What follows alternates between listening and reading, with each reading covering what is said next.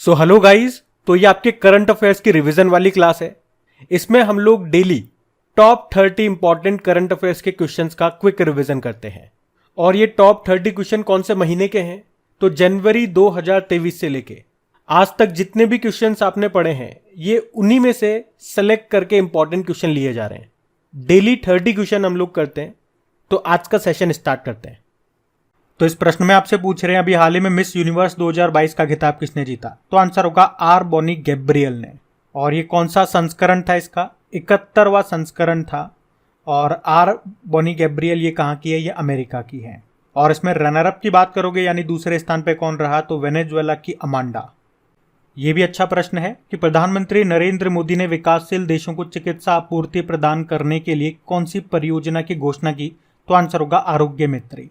तो ये बात है 13 जनवरी की। 13 जनवरी को एक नई आरोग्य मैत्री परियोजना की घोषणा की थी मोदी जी ने, जिसके तहत क्या होगा? प्राकृतिक आपदाओं या मानवीय संकट से प्रभावित किसी भी विकासशील देश को आवश्यक चिकित्सा आपूर्ति की जाएगी। आपको इसी से एक मैं लाइन याद दिलाऊं या एक पॉइंट याद दिलाऊं तो एक वैक्सीन मैत्री पहल आप लोगों ने सुनी होगी। तो कोविड महामारी के समय भारत ने वैक्सीन मैत्री पहल के तहत 100 से ज़्यादा देशों को भारत में बने टीकों की आपूर्ति की थी। वो वैक्सीन मैत्री था, ये आरोग्य मैत्री है। और मैत्री दिवस ये 6 दिसंबर को मनाया जाता है। किस देश के साथ मनाते हैं? भारत और बांग्लादेश ये मिलकर के मनाते हैं इसे। एक शिन्यू मैत्री एक्सरसाइज भी याद होगा जो भारत और जापान के बीच में होती है। फिर बताओ, भारतीय सेना दिवस आर्मी डे कब मनाया जाता है? 15 जनवरी को। इस बार 75वां संस्करण था। और 15 जनवरी को क्यों मनाते हैं? क्योंकि 15 जनवरी 1949 को जो हमारे फील्ड मार्शल थे KM करियप्पा, वे भारतीय सेना के पहले भारतीय कमांडर इन चीफ बने थे। और मैंने आपको बताया जब ये रिटायर्ड हुए थे उस दिन 14 जनवरी तारीख थी, इसीलिए 14 जनवरी को हम सशस्त्र बल भूतपूर्व सैनिक दिवस आर्म्ड फोर्स वेटरन डे के रूप में मनाते हैं। ये भी ध्यान रखना। फिर बताओ, अभी किस देश के एक व्यक्ति ने प्राचीन भाषाओं में मिरर टाइपिंग किताबें बना करके गिनीज वर्ल्ड रिकॉर्ड बनाया? तो आंसर होगा इटली। इटली के एक व्यक्ति हैं जिनका नाम है मिशेल सेंटेलिया। उन्होंने एक्चुअली में 81 पुस्तकों की प्रतियां उल्टा टाइप करके एक विश्व रिकॉर्ड बनाया है, जिसे मिरर टाइपिंग कहते हैं। मतलब उन्होंने क्या करा? 4 पूरी तरह से खाली कीबोर्ड का उपयोग करते हुए पुस्तकों की उल्टी दिशा की और बिना देखे टाइपिंग की उन्होंने। इटली की कैपिटल क्या होती है? रोम होती है। और रोम किस नदी के किनारे स्थित है? टाइबर नदी के किनारे। और अगर आपसे पूछा जाए कि अभी दुनिया की पहली पूरी तरह से डिजिटल पार्टी कौन सी बन गई? तो आंसर होगा बीजेपी। फिर बताओ, अभी जो राष्ट्रपति द्रौपदी मुर्मू जी हैं, इन्होंने गुयाना और किस देश के राष्ट्रपति को प्रवासी भारतीय सम्मान से सम्मानित किया था? तो आंसर होगा सूरीनाम। और अभी कौन सा प्रवासी भारतीय शिखर सम्मेलन का आयोजन हुआ था जो इंदौर में हुआ था? तो आंसर होगा 17वां। और इस मौके पर राष्ट्रपति द्रौपदी मुर्मू जी ने 27 प्रवासी भारतीयों को प्रवासी भारतीय सम्मान पुरस्कार से सम्मानित किया था। और ये प्रवासी भारतीयों को दिया जाने वाला सबसे बड़ा पुरस्कार है। तो एक तो गुयाना के राष्ट्रपति को दिया जिनका नाम है मोहम्मद इरफान अली, और एक सूरीनाम के राष्ट्रपति को दिया जिनका नाम है चंद्रिका प्रसाद संतोखी। अब मैं आपसे एक प्रश्न पूछता हूँ, वो भी करंट अफेयर्स का प्रश्न है कि अभी राष्ट्रपति द्रौपदी मुर्मू जी को सूरीनाम का सर्वोच्च नागरिक सम्मान भी मिला था। उस सम्मान को क्या कहा जाता है? ये मैं आपसे पूछ रहा हूँ, बताओ। फिर बताओ, अभी यूरोपीय संघ ने पहले मेनलैंड सैटेलाइट लॉन्च पैड का उद्घाटन कहाँ पे किया? तो आंसर होगा स्वीडन में। अब देखो, यहाँ पे 2 पॉइंट्स हमारे सामने आते हैं जिनके स्टैटिक हम जानेंगे। एक तो यूरोपियन यूनियन और स्वीडन। देखो, स्वीडन की कैपिटल स्टॉकहोम हो गई, करेंसी है स्वीडिश क्रोना, और प्रधानमंत्री हैं अल्फ क्रिट्सर्न। वही यूरोपियन यूनियन की बात करें, स्थापना होती है 1993 में। 27 यूरोपीय देशों का एक अंतर्राष्ट्रीय संगठन है ये। अच्छा, अभी इसमें 20वां देश कौन सा बना था यूरो करेंसी को अपनाने वाला? तो याद रखना, क्रोएशिया। और यूरोपियन यूनियन का मुख्यालय कहाँ पर है? ब्रुसेल, बेल्जियम में है, जहाँ पे नाटो का भी है। और यूरोपीय आयोग के अध्यक्ष प्रेसिडेंट कौन है? Ursula von der Leyen. और यूरोपीय संघ की संसद के अध्यक्ष कौन है? Roberta Metsola. और अभी पूछें कि किस देश ने 2023 के पहले 6 महीनों के लिए यूरोपीय संघ परिषद की अध्यक्षता संभाली थी? तो भी आंसर होगा स्वीडन। आपको ये भी याद रखना है कि यूरोपियन स्पेस एजेंसी जो है ये इसने कहा है कि ये दुनिया का पहला विकलांग अंतरिक्ष यात्री को स्पेस में भेजेगा और उन व्यक्ति का नाम होगा जॉन मैकफॉल। ये पूर्व ब्रिटिश पैरालंपिक हैं। और वैसे यूरोपियन स्पेस एजेंसी का हेडक्वार्टर कहाँ पर है? पेरिस, फ्रांस में है। तो ये साथ में जो स्टैटिक मैंने बताया इनको भी ध्यान रखना। बढ़ते हैं आगे। फिर बताओ कि किस राज्य में जल्लीकट्टू समारोह का आयोजन होता है? तो आंसर होगा तमिलनाडु में। इसमें जो सांड होता है, जो बेल होता है, उसको कंट्रोल करना होता है। उसकी कुबड़ को जो ज़्यादा देर तक पकड़ा रहेगा वो इस खेल को जीत जाता है। उसे जल्लीकट्टू कहते हैं। सिंपल से याद रखो। और इसी तरह से आपको एक और बताऊं, कर्नाटक में भैंसों की दौड़ होती है, उसे क्या कहा जाता है वो भी याद रखना शब्द। उसे कंबाला कहा जाता है। वैसे तमिलनाडु, इसकी कैपिटल तो चेन्नई होगी और मुख्यमंत्री एम.के. स्टालिन है, गवर्नर हैं आर.एन. रवि। फिर बताओ नेशनल स्टार्टअप डे कब मनाते हैं? याद रखना 16 जनवरी को मनाते हैं। और 16 जनवरी को ही क्यों? क्योंकि 16 जनवरी 2016 को स्टार्टअप इंडिया पहल की शुरुआत हुई थी, इसीलिए। बस इतना सा याद रखो। तो ये एक योजना वाला प्रश्न है कि अल्पसंख्यक मामलों के मंत्रालय ने पढ़ो प्रदेश योजना को बंद कर दिया। पूछ रहे हैं इसे किस बैंक के माध्यम से लागू किया जा रहा था? तो ये योजना शुरू नहीं हुई है, ये बंद हो गई है, इसलिए चर्चा में है। तो इसका तो उत्तर हो जाएगा कैनरा बैंक। मैं इसके बारे में थोड़ा सा आपको बता दूं पॉइंट टू पॉइंट कि 2013-14 में इसको लॉन्च किया था हमारे जो पूर्व माइनॉरिटी अफेयर्स मिनिस्टर थे मुख्तार अब्बास नकवी, उन्होंने। जिसका उद्देश्य क्या था? अल्पसंख्यक और पिछड़े वर्ग के विद्यार्थियों को शिक्षा के लिए आर्थिक रूप से मदद देना। मतलब विदेश में अगर पढ़ने जाओगे तो उनको लोन मिल जाएगा और सरकार ब्याज पर इसमें 100% सब्सिडी भी देती थी, पर अभी इसे बंद कर दिया। तो प्रश्न यही था किस बैंक के माध्यम से इसे लागू किया जा रहा था? तो कैनरा बैंक। कैनरा बैंक के भी बारे में बता दूं, स्थापना इसकी 1906 में होती है। बंगलुरु में इसका मुख्यालय है और इसके एमडी सीईओ हैं लिंगम वेंकट प्रभाकर। टैगलाइन होती है टुगेदर वी कैन। ध्यान रखना ये पॉइंट्स। फिर बताओ किस वर्ष तक पूरे देश को डॉपलर मौसम रडार नेटवर्क से कवर किया जाएगा? तो आंसर होगा 2025। और आपको बता दूं ये जो डॉपलर मौसम रडार है, ये डॉपलर इफेक्ट के सिद्धांत पर, उसके प्रिंसिपल पे काम करता है। ये जो रडार है ये 400 किलोमीटर तक के क्षेत्र में होने वाले मौसमी बदलाव के बारे में जानकारी देगा। तो याद रखना कब तक? 2025 तक। और आपको याद है हमारे टीबी को खत्म करने का लक्ष्य भी है 2025। और ICC women's ODI world cup 2025 वाले ये भारत में होंगे, ये भी ध्यान रखना। फिर बताओ अभी हाल ही में अंधता नियंत्रण नीति लागू करने वाला पहला राज्य कौन सा बन गया? यानी कि राइट टू साइट पॉलिसी को लॉन्च करने वाला या लागू करने वाला पहला राज्य बन गया है राजस्थान। इसी तरह से अभी Rajasthan right to health policy को लागू करने वाला भी पहला राज्य बन गया। वैसे आप जानते हो वर्ल्ड साइट डे, विश्व दृष्टि दिवस कब मनाया जाता है? 12 अक्टूबर को। एक वर्ल्ड ब्रेल डे भी याद रखना, ये 4 जनवरी को होता है। अभी आपको याद होगा जो ब्लाइंड T20 वर्ल्ड कप हुआ था दिसंबर 2022 में, जिसके ब्रांड एम्बेसडर युवराज सिंह बनाए गए थे, वो भारत में हुआ था और उसको भारत ने ही जीता था बांग्लादेश को हरा करके। वैसे बताओ दृष्टिबाधित लोगों के लिए भारत का पहला इंटरनेट रेडियो, जिसे कहते हैं रेडियो अक्ष, कहाँ पे लॉन्च किया गया था? इसे नागपुर में। और आरबीआई ने दृष्टिहीन लोगों के लिए किस नाम से एक मोबाइल एप्लीकेशन लॉन्च किया था ताकि वो करेंसी या जो भी नोट है उसकी पहचान कर सकें कि इसका मूल्य ये कितने रुपए का है? तो आंसर होगा money, MANI, mobile aided note identifier इसकी फुल फॉर्म है। तो ये पॉइंट्स भी ध्यान रखना।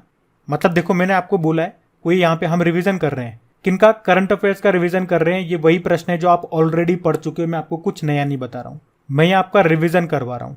और मैंने आपको कई बार बोला है जिस क्वेश्चन में मुझे लगेगा कि क्वेश्चन बताओ और आंसर बताओ और आगे बढ़ जाओ तो मैं वहां पे वैसा भी करूंगा, लेकिन मैं एक चीज बिल्कुल नहीं करूंगा, मैं आपको डिटेल में क्वेश्चन को नहीं समझाऊंगा क्योंकि वो डेली करंट अफेयर्स वाली क्लास में हम समझ चुके हैं। लेकिन पॉइंट टू पॉइंट मैं आपको जरूर समझाऊंगा और उससे अगर संबंधित कुछ और पॉइंट्स मैं आपको रिवाइज करा सकता हूं तो वो भी कराऊंगा, क्योंकि मेन मकसद हमारा रिवीजन करना ही है। तो अगर इस एक प्रश्न से संबंधित 2-4 प्रश्न मैं आपको रिवाइज करवा दूं तो उससे आप देखोगे कि दिखने में तो प्रश्न यहाँ पे 25 से 30 ही हैं, लेकिन एक्चुअल में आप 40-50 क्वेश्चन को कवर कर रहे हो इस 10-12 मिनट के वीडियो में। यही हमारे इस वीडियो की खास बात है। जो स्टूडेंट इस बात की खास बात है, जो स्टूडेंट इस बात को समझ जाएगा, क्योंकि मैं बार बार बोल करके नहीं बताऊंगा ये बातें, लेकिन आपको अपना दिमाग लगाना है और इस बात को अगर आप समझ जाओगे तो फायदे में आप रहोगे। बस आपके लिए जो मैं मेहनत कर रहा हूँ उसके लिए एक डेडिकेशन, एक मोटिवेशन की जरूरत होती है, क्योंकि बोलते बोलते मैं भी थक जाता हूँ, मुझे भी प्यास लगती है, मुझे भी आलस आते हैं, या फिर मेरा भी मोटिवेशन डाउन हो जाता है। कब? जब व्यूज़ नहीं आते हैं या वीडियो पे रेस्पॉन्स नहीं रहता। तो वीडियो पे व्यूज़ लाने की जिम्मेदारी आपकी है, तो आपको जम के शेयर करना पड़ेगा हर वीडियो को अपने दोस्तों के साथ में, अपने हर स्टडी ग्रुप में, ताकि मैं भी इसी तरह से आपके लिए लगा रहूं। अभी बढ़ते हैं आगे। अब जैसे ये प्रश्न हो गया कि जनवरी 2023 में विश्व आर्थिक मंच शिखर सम्मेलन का आयोजन कहाँ हुआ, तो सीधा सा याद रखना है इसमें तो क्या है, स्विट्जरलैंड में हुआ। और कौन से नंबर का संस्करण था? 53 नंबर का था। यहीं पे आपको पता है वर्ल्ड इकोनॉमिक फोरम का हेडक्वार्टर भी है कोलोगनी, स्विट्जरलैंड में। और वर्ल्ड इकोनॉमिक फोरम की स्थापना होती है 1971 में। इसके संस्थापक थे क्लॉस स्वैब। अच्छा, वर्ल्ड इकोनॉमिक फोरम से एक पॉइंट और याद दिला दूं, कुछ इंपॉर्टेंट रिपोर्ट्स ये जारी करता है, जैसे कि global gender gap report, global risk report, global travel and tourism report, global competitiveness report. तो ये भी आप अक्सर न्यूज़ में पढ़ते हैं, उनको भी ध्यान रखना। फिर बताओ, अभी स्टार्टअप मेंटरशिप के लिए केंद्रीय मंत्री पीयूष गोयल, इन्होंने कौन सा पोर्टल लॉन्च किया था? तो आंसर होगा मार्ग।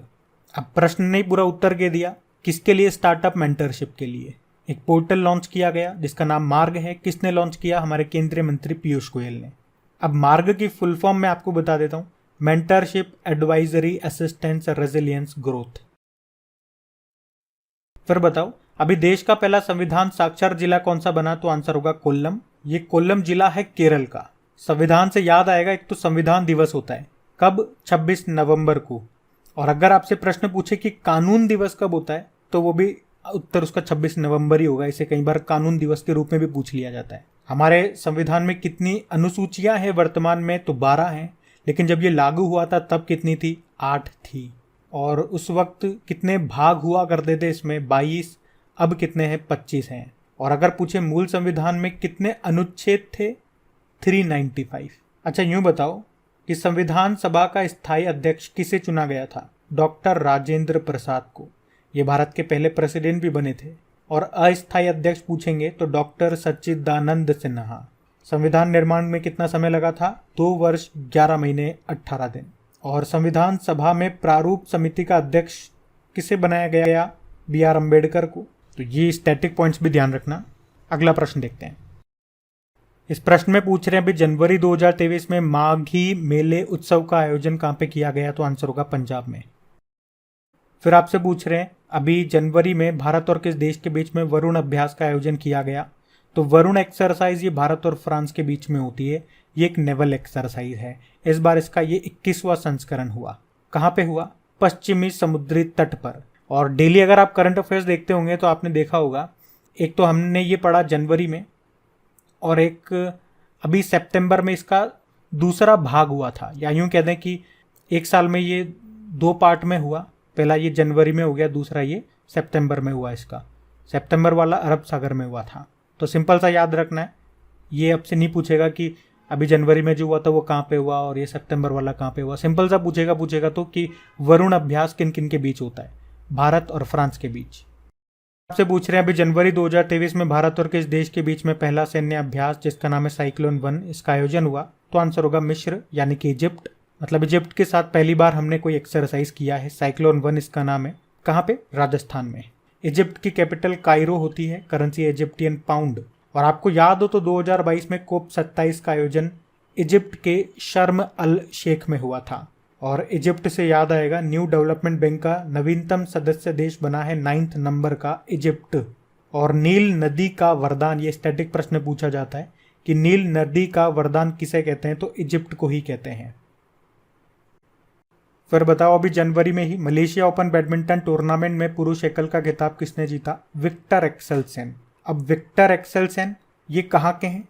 ये डेनमार्क के बैडमिंटन प्लेयर हैं। तो ये याद रखना कि मलेशिया ओपन बैडमिंटन टूर्नामेंट में मेन सिंगल का टाइटल जीता किसने? विक्टर एक्सेलसेन ने। किस देश के रहने वाले हैं? डेनमार्क के हैं। इनका संबंध किससे है? बैडमिंटन से है। और इसमें वुमेन सिंगल टाइटल जीता जापान की अकाने यामागुची ने।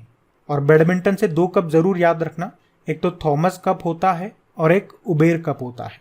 थॉमस कप ये पुरुषों का बैडमिंटन टूर्नामेंट है और उबेर कप ये महिलाओं का बैडमिंटन टूर्नामेंट है। एक्चुअली में क्यों बता रहा हूँ मैं? क्योंकि 2022 में पहली बार भारत ने इस थॉमस कप को जीता था। इंडोनेशिया को हराया था उस वक्त हमने, तब ये बड़ा न्यूज़ में था। तो हो सकता है एग्जाम में भी आ जाए कि थॉमस कप का संबंध किससे है। फिर बताओ अभी किस राज्य में सहर्ष विशेष शिक्षा कार्यक्रम शुरू किया गया, तो आंसर होगा त्रिपुरा। तो एक्चुअली में अभी त्रिपुरा सरकार ने सामाजिक और भावनात्मक शिक्षा यानी कि सोशल एंड इमोशनल लर्निंग को बढ़ावा देने के लिए ये सहर्ष विशेष शिक्षा कार्यक्रम को शुरू किया था। त्रिपुरा की कैपिटल अगरतला है, मुख्यमंत्री है मणिक शाह। खर्ची उत्सव याद रखना, ये त्रिपुरा में मनाया जाता है। फिर बताओ अभी अजंता एलोरा फिल्म फेस्टिवल में किसे सर्वश्रेष्ठ फिल्म के लिए गोल्डन कैलाश पुरस्कार से सम्मानित किया गया था, तो आंसर होगा नानेरा। तो दीपांकर प्रकाश के द्वारा निर्देशित एक राजस्थानी फिल्म है ये नानेरा, जिसका मतलब होता है नानाजी का घर। इसे भी अजंता एलोरा फिल्म फेस्टिवल में बेस्ट फिल्म के लिए गोल्डन कैलाश पुरस्कार से सम्मानित किया गया था। फिर पूछ रहे हैं अभी किसे फेडरल बैंक लिटरेरी अवार्ड 2022 से सम्मानित किया गया था, तो आंसर होगा के वेणु को। तो लेखक हैं ये के वेणु, उन्हें उनकी आत्मकथा जिसका नाम है ओरन वेश नंथी नते, इसके लिए फेडरल बैंक लिटरेरी अवार्ड 2022 से सम्मानित किया गया। एक्चुअली में ये फेडरल बैंक के द्वारा स्थापित पहला साहित्यिक पुरस्कार है। फेडरल बैंक जिसका हेडक्वार्टर है अलुवा केरल में, सीईओ श्याम श्रीनिवासन है। फिर बताओ भारत इसने किस देश के साथ मिलकर के युवा पेशेवर योजना शुरू की, तो आंसर होगा यूके। फिर बताओ अभी Gaja capital business book prize 2022 के विजेता के रूप में किसे चुना गया, आंसर होगा हरीश दामोदरन को। तो पत्रकार और लेखक हैं ये हरीश दामोदरन, जिनको मिला ये पुरस्कार। अच्छा, गीतांजलि श्री आप जरूर जानती होंगे, टॉम्ब ऑफ सैंड के लिए 2022 का इंटरनेशनल बुकर पुरस्कार इन्होंने जीता था। इनके साथ जो ट्रांसलेटर थी वो थी डेजी रॉकवेल।